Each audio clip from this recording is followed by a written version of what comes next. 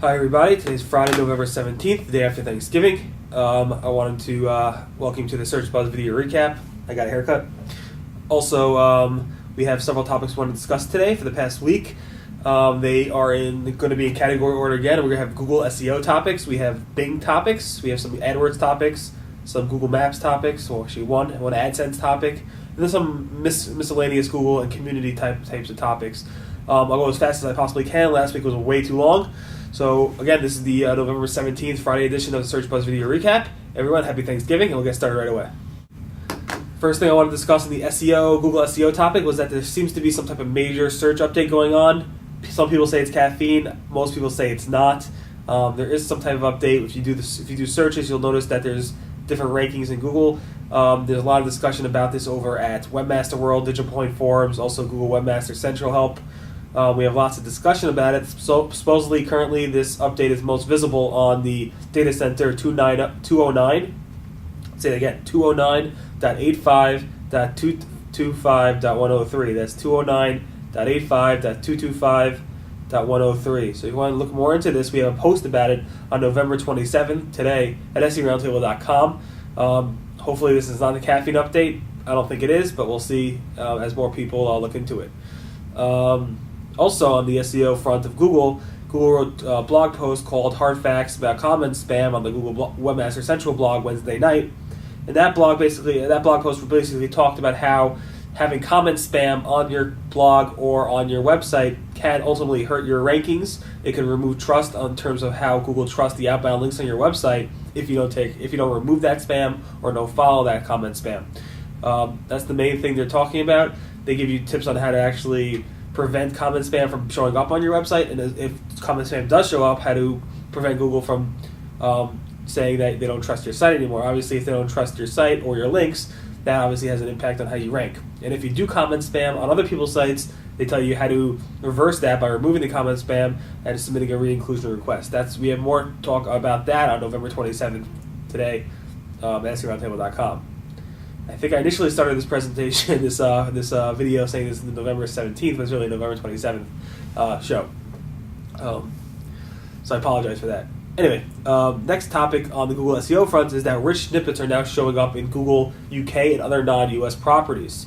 Initially, when it launched back in May, rich snippets basically gives webmasters the ability to add richer, search snippets in the Google search results. So you could add review data, you could add pricing information in the actual snippet of the Google search result if they trust you or not, if Google trusts you. It's currently only available on some major large sites that apply it. I've tried it on several smaller sites to add rich snippets data, and Google has not picked that up or displayed that. I think they picked it up, they haven't displayed it on the search results yet. But when it first launched in May, it only was available in Google.com. Now it's available in Google UK, Google Canada, Google Ireland, and most, English-based search result engines. It's not available in Google Israel yet. It's not available in Google Mexico. It's not available in Google Italy, and those types where the language is actually different. It has to be translated into English. That's what it appears like. I have some pictures of it, of Yelp results and Urban Spoon results in these search snippets. So if you want to take a look at that, again, we have a post about that on November 27th at SEOroundtable.com. Final topic for Google SEO is that post we wrote on November 24th at SEOroundtable.com was that should you buy banned domain names? Even if they're quality-rich domain names, in terms of the domain name being a keyword-rich domain name, should you buy it or not if it's been banned? Bottom line is, I think almost everybody would agree that you should not. What Matt Cuss explained over at PubCom in one of the site clinics is once a site is banned or penalized, it loses its authority. So let's say every domain starts off at a ground zero level of altitude or elevation in the quality score ranking or whatever ranking algorithm they have. If you are penalized, you go below ground. Let's say you're a minus 100 by being penalized, and new sites are already starting at zero. You don't want to start, if you're buying a banned domain, you're starting underground. You don't want to start underground. You want to start at least level or above ground. So you want to buy a domain name that's actually above ground. The higher, obviously, the better off you are. But you don't want to buy a domain name that's below ground, because then you have to submit an inclusion request, and even after you do that, it might not be 100% at zero. So you got to be careful with that. We have a lot of commentary, discussion around this over at SERoundtable.com on November 24th. We have lots of comments, plus there's a great link to Webmaster World thread that discusses this as well. So that's really the Google SEO topics for the past week. We're going to move right into, I believe, some Bing topics. Like I said, we're going to start with Bing topics now. We just covered at Google SEO topics. So now with the Bing side, the major news this week is that News Corp and Microsoft are supposedly making a deal where Microsoft will pay News Corp in order to include their content in Bing, the search engine, but News Corp has to no index or delist themselves from Google. I'm not sure about the exact details of that agreement, but that's what people are reporting. There's lots of discussion about this and if it will work or not.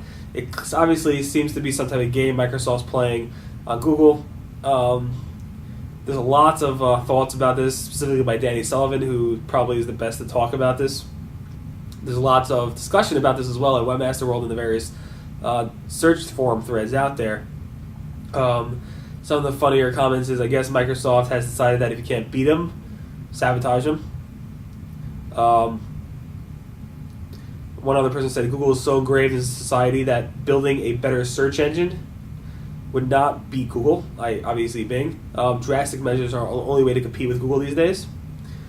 Another person said it's a privilege for a search engine to list a good website, and Google has been taking that for granted for too long. I mean, they're obviously on the News Corp side. And one person summed it up in very good perspective, saying, anyway, he said basically we all lose big time if there is ever a search engine war where sites decide to be listed in one search engine and not another. That really does have a lot of good perspective. Once sites say I want to be listed here and not over there, ultimately the searcher loses out, and that's a bad thing for obviously the search index.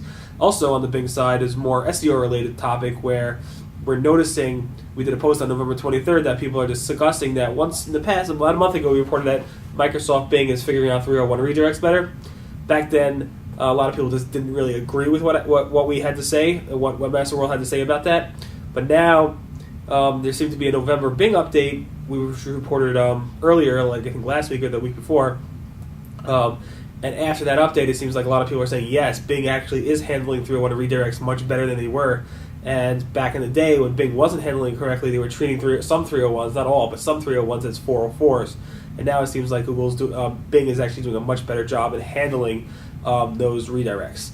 So that really covers the Bing topics. We're going to move right into the Google AdWords topics right after this. Last week we reported the news on the AdWords front that Google's been banning a lot of advertisers. They're stepping up those bans, and there's going to be an appeals process as to why they have been banned.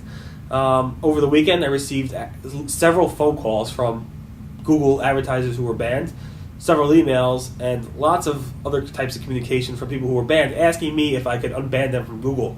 I cannot, so please don't email me. I have no control over who's banned, who gets unbanned. That all has to go through Google. I have really no say in that. I cannot press a magic button and get you guys out of the ban or undisable your account. I'm sorry. But anyway, that's really the point of this next topic. So on November 25th, we reported that, I think we reported this in the past as well, that Google basically says once you've been banned, the chances of being unbanned, of your account ever being unbanned in the future is probably very, very unlikely. Let me quote what a Google AdWords rep said. My answer to that would be that almost never will an account be unsuspended. Once an account is suspended, it is hard to get details on the exact violation. That said, it almost doesn't matter because once an account is suspended, Google reserves the right to terminate all future advertising with AdWords. So basically, you've been banned, you're out of luck, unless you could prove to them that what you did was not really a violation of the terms of service. But obviously, I think that's very, very unlikely. Again, if you want more information about this, November 25th at SERoundtable.com, and please, I cannot get you unbanned, so please don't try to ask me. I really can't do anything. I'm sorry. on November 25th, we reported that Google has opened up their product ads. Remember, I showed you screenshots of how Google's showing products on the AdWords results. So now that's being opened up to all U.S.-based advertisers, American U.S.-based advertisers. Google's testing this for a long, long time now. They have something called commission-based ads plus regular-based PPC ads. Not sure what the difference is, but they're all both related to product ads. And commission obviously is paid on a commission basis, whereas PPC is paid on a price per click. I'm not sure which is which in this case. I don't know which one this refers to be honest. It's fairly confusing which is which. We have some more screenshots and a lot of history about how this opened up and when it started. But I think it began back sometime in January 2008, and now November 2009 it's been opened up to all U.S.-based advertisers. Again, if you want more information about this, November 25th at SERoundtable.com. Finally, Google, related to that, Google did a blog post on all their various new types of ads. Obviously, Google was the company who made the text-based ad the most popular ad out there, the most relevant ad out there, and now Google's moving to more enriched and more multimedia types of ads. So they demoed some of their video ads that they've been doing for a long time. They demoed their site links in their AdWords. They've demoed some local-based ads, the product ads like we discussed earlier, and their comparison ads, which is right now in the mortgage-based business. So Google's obviously doing a lot more with their text-based ads and doing a lot more in terms of making those ads more rich. Obviously, that goes far, far beyond what Google has made very popular with their text-based ads. So Google, on the local front, it seems like there was some type of bug that made, when you do searches on web design, types of keywords like web design, web development, certain types of agency keywords, Google used to show a local result pack on the top of the results. If you type in a qualifier, web design, city, or even if you did just a web design search result, Google would often show a local pack in the search results. It's usually a 7-pack, sometimes less, depending on the type of keyword. But sometime since when Google fixed a bug that we reported back in the past, where specifically there was a bug, I forgot what it was specifically, but it was about Orlando type of bug where only one pack result was showing up instead of a 7. So Google fixed that bug where only a 1-pack result was showing, and now when you do searches for web design types of queries, no local pack comes up at all. So Google said they're aware of this issue, they're looking to fix it, and hopefully that will be fixed soon. It seems like it's not currently fixed, and this is something we blogged about earlier this week, so you might want to take a look at that. Also, on the AdSense front, Google had a major bug that was fixed already. It took about 24 hours for them to fix, where certain types of HTML characters were showing up in the ads. I'm going to try to zoom in here and show you what I mean. It's basically looks like some type of ASCII code or hex code where the HTML special entities were not escaping properly. So I don't know if you can see that or not, but basically you see the arrow pointing to it. Those words, it's basically should be Bank of America, maybe a copyright or trademark symbol or something special, was trying to be converted into from HTML entities to regular pretty HTML letters, and it actually did not work. It's not only that ad, there's lots of different ads here that have that problem. Google fixed it, and hopefully this won't be an issue going forward. If you want to see screenshots of this is a post we have at SERoundtable.com on November 24th. It seems like Google's constantly testing different UIs, different user interfaces for their search results, and what I'm showing you now is a new test for the user interface, not the stuff we reported in the past, but something more similar, some more basic. They're showing what appears to be related keywords, related queries across the top of the search bar. I don't know if you can see that or not, but basically you do a search. This person was spotted and put a screenshot up of Google showing related keywords across the top of the nav bar in Google. Trying to see if that would work or not. I wasn't sure if that was some type of weird Firefox extension or something like that, but Matt Cutts commented saying, or he actually tweeted to me saying that Google's constantly testing different things out there, and it wouldn't surprise him if this was an actual test. If you want to see screenshots of this is a post we did on November 23rd, and Matt Cutts tweeted it to me. I forgot exactly when, but probably around then, and you could probably look at that by doing a twitter.com/rustybreak type of command in Google, or look me up and look for November 23rd. Also this week, the miscellaneous types of Google reports is we reported that Google again had the Michelle Obama image come up, the one that was pretty racist and pretty offensive, come up in the search results. This time it was hosted on a different blog. This blog did not have malware, so Google could not remove it. What I did then notice was that Google put up an ad that says offensive search results, and the ad basically linked to a page explaining why Google cannot remove all types of search results, even if they are offensive. And the link for more information about that Google linked to was google.com/resultsinfo. And let me show you the ad. Zoom it in there. There you go. I'm sure you heard about this. This was on every single major news site out there. Every radio station that covers news about politics or whatever it might be talked about this. About maybe 0.5% actually linked to me about it. This was covered in every single news site out there pretty much. Pretty upset that we really got very few links out of it. We did get links from ABC News and some various sites out there, but sites like the AP, the Associated Press, and and any of these major sites out there really did not link to us, the people who actually found this and reported this first. I guess this happens a lot, and I shouldn't be upset about it, but the traffic was probably ridiculous. Over 1,000 news sites in Google News actually reported about this, so it was pretty interesting. Anyway, that result has been removed recently. The blog who was hosting it said, hey, I didn't know about this, I'm ashamed, and I want to get rid of it. So they got rid of that, and now it's no longer ranking, but obviously it just shows that people can manipulate the Google image search results.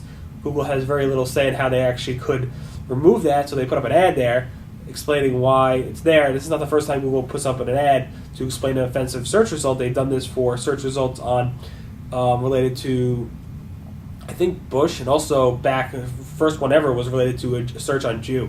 So that was pretty interesting. That was the miscellaneous Google stuff, and last we have one more topic. All right, so the final topic is that it was Thanksgiving yesterday. Most people are still on break for Thanksgiving. It's one of those holidays that people take breaks on, and we have various logos for the different from the different search engines: Google, Yahoo, AOL, Bing, Ask.com, Dogpile, even Create-A-Site forums had a logo, PPC Heroes, the blog, and we even have a theme up that's still up today.